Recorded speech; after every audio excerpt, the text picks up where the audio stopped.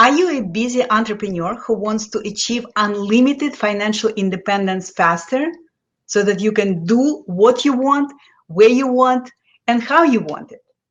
Then you are in the right place. Grow your wealth, live on your terms. Hello, powerful people. Welcome to the Conversations with Experts, the show that allows you to meet, hear from, and connect with people who have interesting expertise in different areas of life. The intention of this show is to help you be your best self and create your best life. I'm Millen Livis, the host of this show and financial independence mentor. Because I deeply believe that anyone has the capacity to be financially independent, I love helping professional and entrepreneurial women become financially independent faster than they believed possible. So they enjoy more freedom and more choices in their lives without marrying a rich husband or winning a lottery or killing themselves at work. If you want your money experiences to be different, I invite you to do something different than you used to do in the past. And you can start by planning your way to much better money experiences by using my simple, easy to use wealth planner. First, download the wealth planner for free at the link on the screen. And second, get your way through it right away. And if you want real-time support, an opportunity to ask your questions and connect with many amazing like-minded women, join my free Facebook community, Wealth Building for Powerful Women. Here's the link for that. You can apply to be a member of this group by going to this link on Facebook group, Wealth Building for Powerful Women. All right. So let's move on to what we are going to talk about today, which is real estate investing across borders. Super exciting topic, and my fabulous guest today is Lauren Cohen. Lauren, welcome. Thank you, Millen. It's a pleasure to be here. I am so excited to have you with us because I know that you are just amazing lady. But besides being amazing, let me just give our listeners and people who are watching us right now a little bit of your bio, and then you will maybe expand on this. So Lauren is international lawyer, realtor, and cross-border expert. She is also a best-selling author and sought-after speaker. Lauren has dual citizenship in Canada and the United States, and she is a recognized expert authority in her field.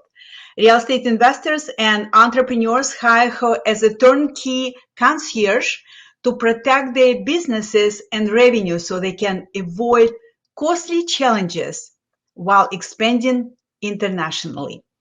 So, Lauren, welcome. So excited to have you with us. Thank you. Likewise. It's a pleasure to be here, as always, with you.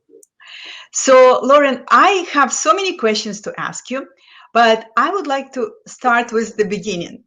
What brought you to this kind of work? Because we all have a story that brings us to what we do in the present. So, What is your story?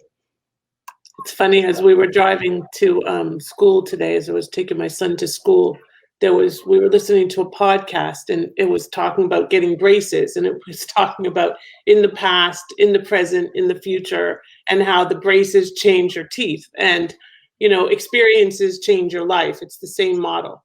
So in my past, I had some interesting experiences, as you did.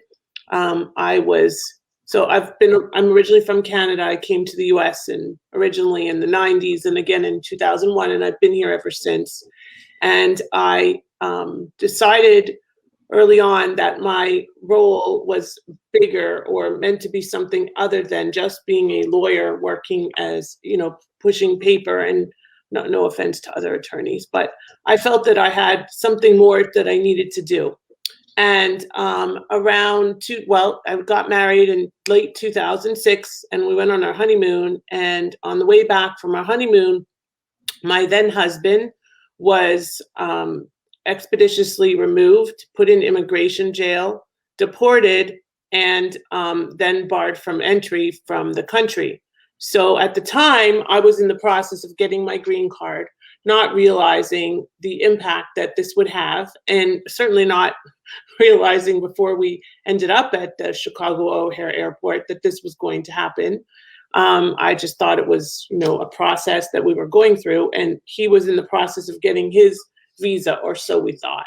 And unfortunately, or fortunately, in retrospect, fortunately, at the time, unfortunately, he was put in this immigration jail, and they told me, okay, you can go home now. I'm like, great, that's wonderful. So needless to say, it put a dent in our plans. And shortly thereafter, we were divorced for a variety of reasons, not the least of which was the removal and the fact that he wasn't allowed to come to the US, and ended up going back to Canada through a very unusual path. And I decided at the time that it was time for me to learn a new trade, learn a new model, learn a new way to help people avoid a similar fate. And so I became an immigration practitioner and focused on helping people literally avoid a similar fate and find paths to immigrate to the US painlessly. Wow. Wow.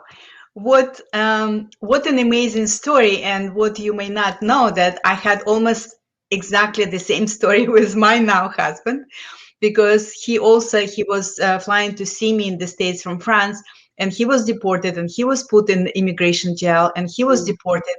And I wish I knew you at that time, because the lawyer who I saw said nothing we can do, and he was prohibited from entering the United States for a while.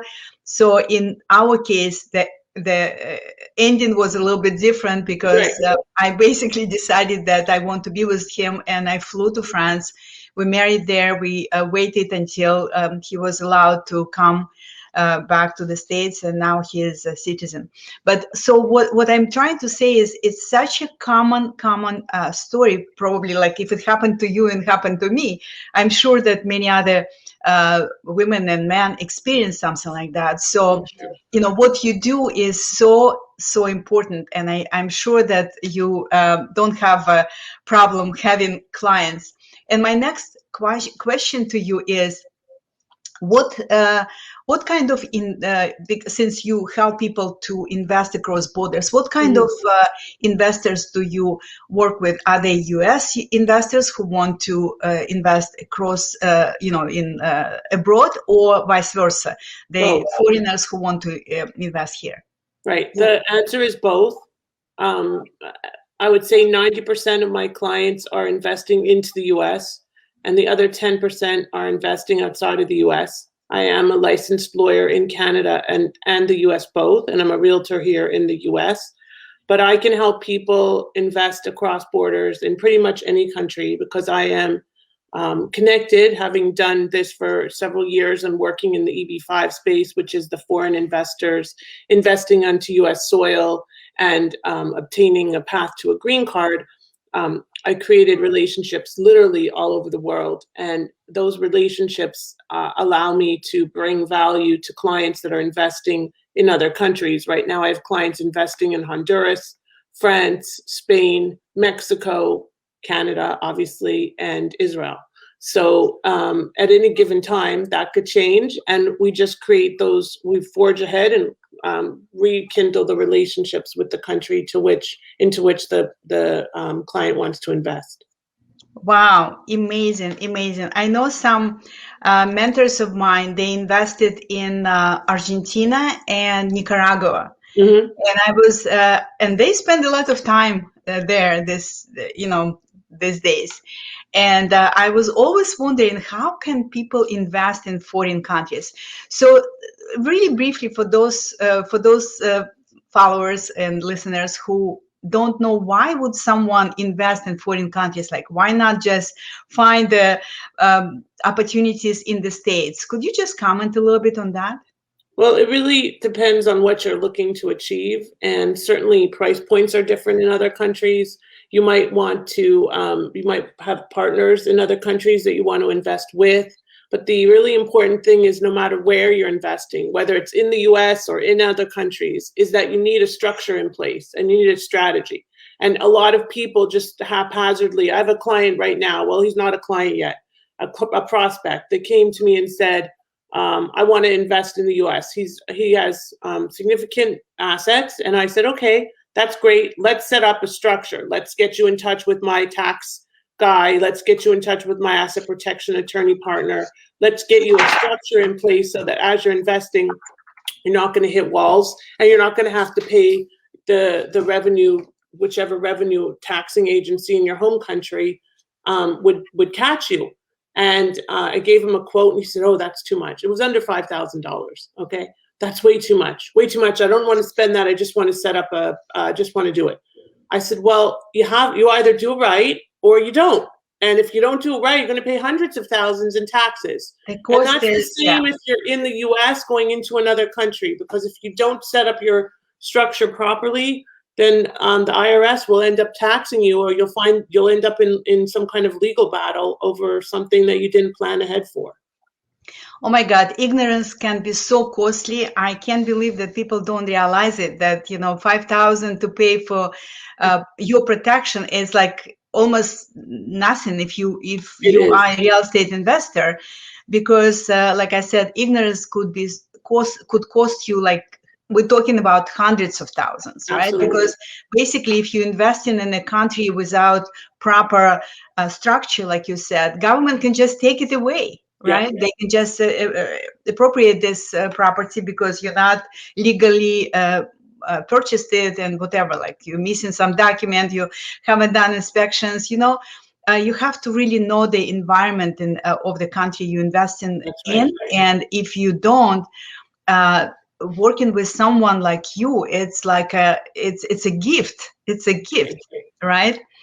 So I'm just curious, in terms of investing here in the States, from what countries you notice most investors here coming to the US to invest? Which countries they are coming from, or want to come from?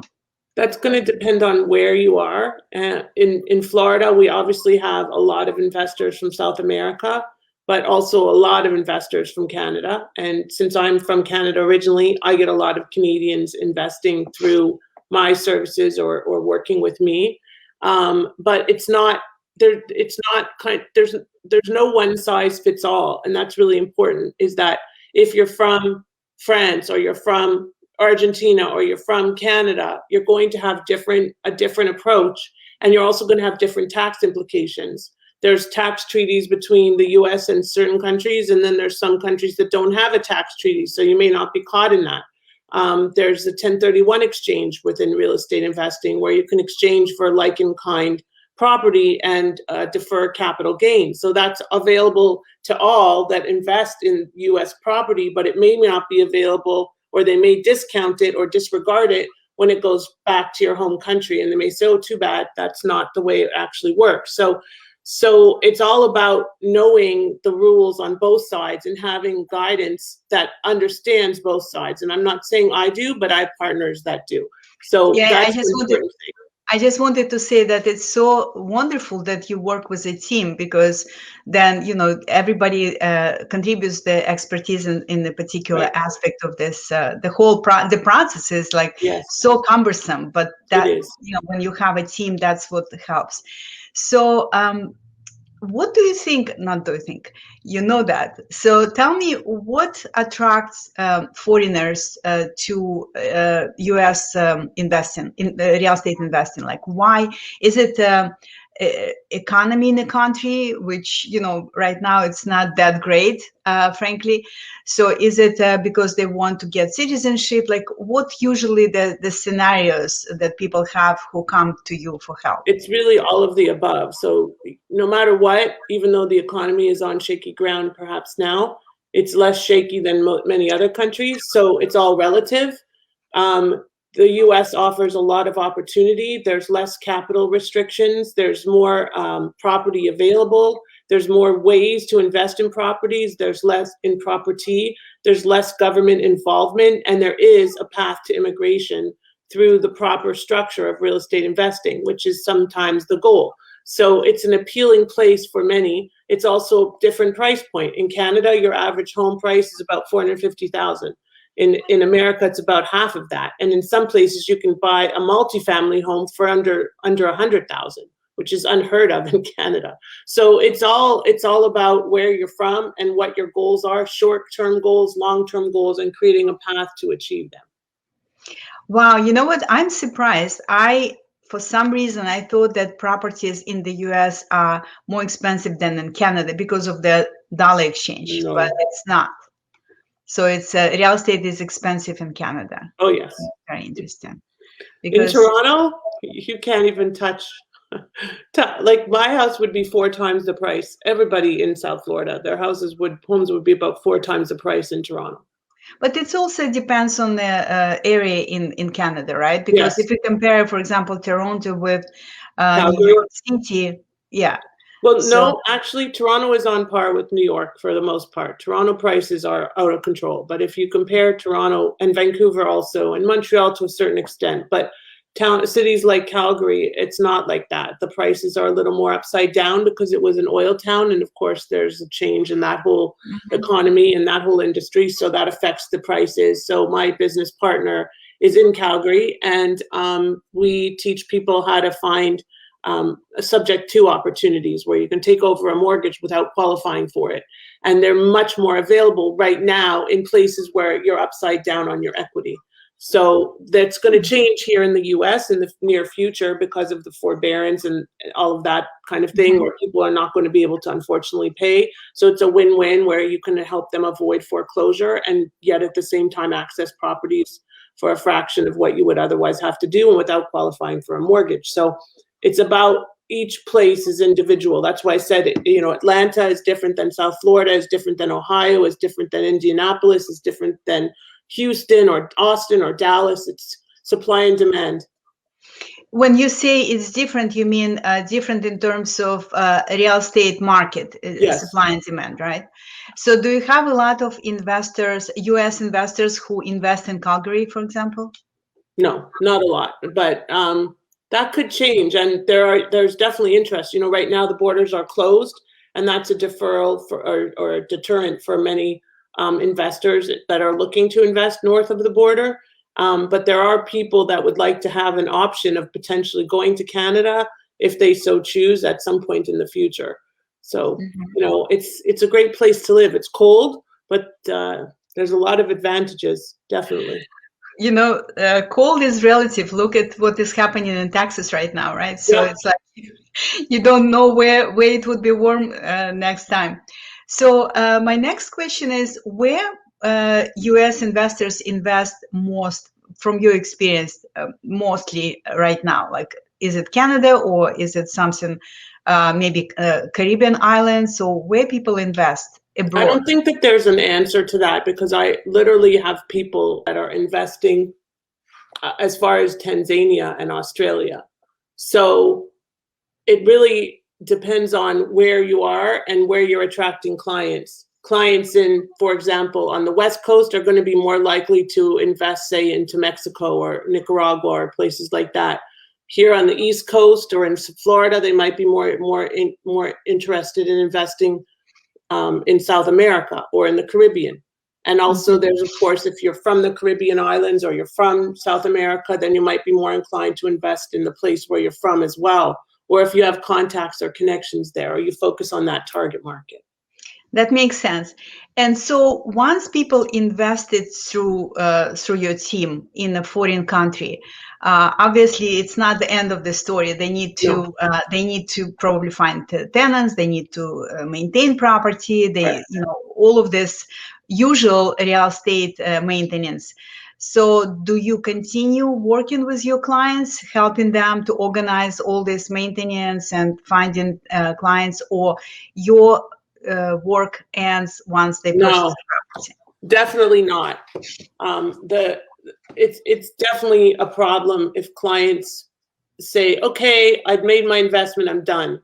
Because then when it comes time to deal with the taxes or deal with those cross-border issues or deal with the international challenges or look at the legal aspects, They have to come back and retrace all their steps, as opposed to working with me on an ongoing basis as a strategic coach / consultant, not to coach them on potentially how to build their business but actually, yes, in a way it is building their business and creating wealth, because if they're not managing their investments properly, they're not going to be continuing to create that ongoing wealth that brings them into your group, right? So it's really about connecting the dots and figuring out what makes sense. I have a client now who's about to start investing in the US and wants me to manage the process. So I can manage that whole process. They don't want to immigrate, they just want to invest. I have colleagues literally in every state that I will vet. If they're not already vetted, we'll get a property management company. But my involvement is as a coordinator / project manager. So my goal and my role is to be involved throughout the process. Yes. That's amazing, the service that you offer, because a lot of people, especially new to real estate investing, they think that once I buy the property, then everything kind of will fall into place. And it's not. It's just the beginning of the journey, pretty much, right? It's the first step to buy it. But find someone who you can trust, who could help you to manage this property without you, worrying about a broken toilet or whatever. I mean, this is amazing. And you having connections in different parts of the world, not only in the United States, but different parts of the world. I mean, I'm impressed beyond words. So it's really, really great service that you offer to people. Thank you. I wanted to also add that this is equally applicable to somebody that gets their visa, because a lot of clients, they get their visa and they're done. They think they're done. And that's literally only the beginning, because once you get that first visa, even if you're on the path to a green card, you have to make sure that either the green card conditions are removed or the visa is renewable. You have to keep your business as a going concern. Again, it's all about management and ongoing maintenance of the business that you're developing, whether it be real estate investing, a promotional products company, whatever the case is. Totally. And Lauren, I'm curious how COVID changed this, maybe the model that you have, or maybe it didn't change. So is there any effect on your service because of the COVID right now? I have a suspicion that it must be because of the borders, right? Absolutely, for sure. Yeah, when COVID started, my business went to a standstill, complete standstill, where I was like, oh my God, what am I going to do? So fortunately, I had a strong enough brand that the 6 contracts that fell apart, because I'm not a volume business. I do, we have scaled partners, but they fell apart and there was nothing I could do. So I pivoted, and at the time I helped people get money through the SBA, and I did what I needed to do, and I built a following and so on. And then as I started getting more and more involved with real estate coaching, I've done so much in the real estate world over time. And I joined, as you know, eXp Realty, and it really changed the trajectory for my whole business, because suddenly real estate, which I've been a licensed realtor for 13 years and did nothing for 12 of them until this past year. And I realized that there was this fit and this need for people that were investing in real estate to find a path to also potentially immigrate or invest across borders with the right guidance, because too many people were doing it wrong. So it's been about 2 or 3 months now that my main focus has been on this signature program I developed, which I've been working on for years and years. I just never named it. So my signature program is called How to Immigrate Through Real Estate. I have 2 mini courses, actually 1 mini course with two parts coming up, that's on the 8 steps to invest across borders and 10 steps to immigrate through real estate. So there's 2 extra steps if you want to immigrate, but the 8 steps are common no matter if you're immigrating or not. And so it's actually been a blessing because it's forced me to really focus and hone my skill. That does not mean I don't work with people in other industries. I have a client now that's interested in buying a car wash. I have another client that's buying a pet grooming company. It doesn't really matter. What matters is being able to analyze the business and figure out if it makes sense, both from a business perspective and a visa perspective. Yeah, so basically you help people get visas, whatever, through any investment, whether it's real estate or car wash, business investment, that's because you have this great scope of expertise, which is amazing.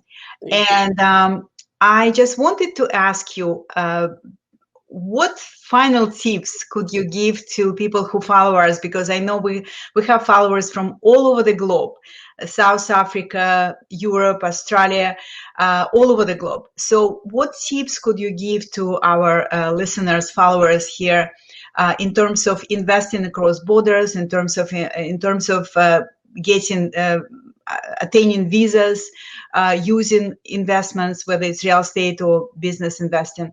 So any top tips, like maybe 3 at least? Yeah, so the first tip would be to work with a coach and not try to do it on your own. The second tip would be to get the proper professional advice from the get-go. Again, kind of the same in a way, but it's about getting the right team. Don't search on Google and find the right team. Find one key point person, whether it's me or somebody else, that's going to help you and design a strategy for you to implement. I don't care if you're immigrating or not. Without a strategy, you should not be investing in real estate anywhere, even in your home country. You have to have a strategy. I can't say, oh, well, I'm going to wholesale and maybe I'm going to do the BRRRR method and, well, maybe I'll buy and hold and I don't know what I want to do. Let's just see what deals come our way. No, that's never going to work. We need to have a strategy. That doesn't mean that you're not going to from time to time step outside of your strategy when something comes along. But it's kind of like for us entrepreneurs, we need a target. We need to stay in our lane. Those are my 4 favorite words. And if you stay in your lane and focus on building your business, here's my 3rd tip. Focus on staying in your lane and building whatever your business is and let the professionals do the work around you. But trust that they're doing it. Trust that they're doing it. Don't question every single move or you will make yourself crazy. It's amazing to hear the word strategy, because I keep saying you have to invest strategically. You cannot just invest because you heard the tip here and because someone said they have a hot business opportunity to invest in. You have to really invest strategically. And trust is very important, but finding people who you can trust is not easy. It's not easy. And that's why, like, I know you, I know your work, and people who are listening to us, if you want advice, if you want to find professional who you could trust and knows what she's doing, I would suggest that you contact Lauren. And not only that, today, I know that you have this best-selling book, and guess what? You offer this for free to our followers. Oh, no, sweetie. I'm sorry. No, this is not the book. It's actually better than the book. The book is kind of a little boring. It's only about business immigration. Okay. The gift I'm offering to your listeners is my ebook on how to invest across borders. Okay. And it's a great hands-on strategy book with the elements of that you need to pay attention to when you're investing cross borders, whether planning to immigrate or not. Make sure that you follow these 8 elements of your investment strategy and you'll be successful. Okay, people. So the link is on the screen. It's bit.ly link, RE across borders, and coupon code is REI for real estate investment, then 4, number 4 and 3. So all capital letters. So use this opportunity, because this is like really, really amazing opportunity for you to learn from the pro, right? Lauren is a pro, and she works with a team. If you at some point decide to invest or thinking about maybe immigrating to the US using some form of investment, whether it's real estate or investing in a business, Lauren would be a great contact for you. And we will post in the description to this video, we will post some additional contact information for Lauren. Lauren, thank you so much. It was such a pleasure to talk to you. Thank you for all the gems that you shared with us today. Thank you, Millen, for having me. Thank you. Yeah, and I hope many of you who are watching us today will take advantage of Lauren's offer for ebook. It's I'm sure it's filled with really important tips there. So, and with this being said, thank you so much for taking time to watch this show today. And I will see you again next week at 10 o'clock Eastern Time, Wednesday.